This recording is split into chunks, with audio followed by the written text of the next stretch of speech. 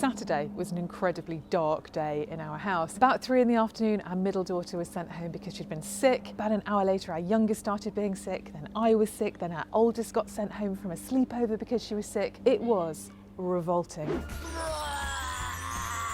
Sunday was a total write-off, just wall-to-wall salvage hunters. Any of you that want to discuss Irish vernacular furniture, alabaster light shades, give me a call, I'm there for you. Monday, I woke up and had a flashback to lockdown because all 3 of them were unable to go to school and were looking at me like, what do we do today? And it was in the context of that I was considering this quote that I shared with you last week, that women have won the pandemic. And it came from a woman who sits on a number of boards, and she says it's the view that a lot of the men that she works with have. Now, I've had some fantastically furious emails from you disputing this. I've really enjoyed them, keep them coming. But in order to understand it a bit better, I called William Eccleshare. William is my former boss, he's the CEO of Clear Channel, and I asked him what he thought might be going on in their minds as somebody who, knows those kind of people. Now, William was at pains to point out that he doesn't think that women have won the pandemic and discuss some of the challenges that women have been up against in some details. So please don't send him any hate mail. He was, however, very willing to step into those shoes and to consider what they might be thinking. And his view was that many of them think that the case for flexible working has been made, that even the most cynical have conceded that working from home does in fact mean working from home, and that it's very difficult to go back to an old command and control every day in the office system because the world has changed. And hearing that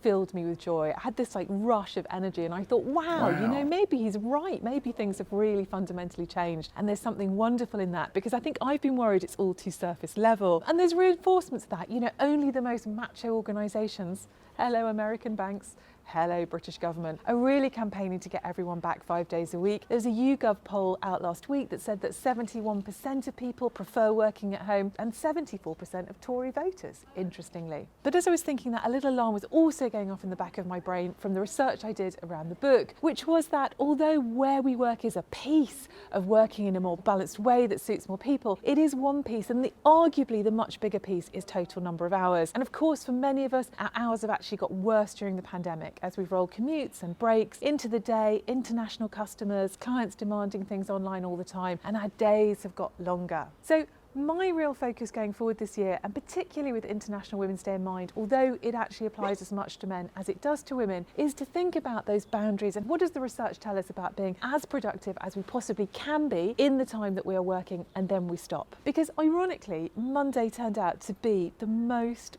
lovely, delightful, gorgeous day. And strangely, the reason was that I'd booked the whole thing off to go to Chris's aunt's funeral. I couldn't go because we'd all been so unwell, but actually I just gave the whole day to the girls, and we climbed St Catherine's Hill and we numbered the steps with chalk, we played rummy, we made birthday cards. It was really, really lovely, and a great reminder that it isn't work in itself that's necessarily the problem, and it isn't the other things we want to do, our caring responsibilities. It's when the two collide that we get so stressed and so overwhelmed, as happened to so many of us during the pandemic. Love to know your thoughts. Do send me those furious emails, keep them coming. I do enjoy them enormously. Do build on this, do tell me where I'm wrong. I look forward to hearing from you. Next week, we're going to be discussing the 4-day week. Is it bollocks or is it real?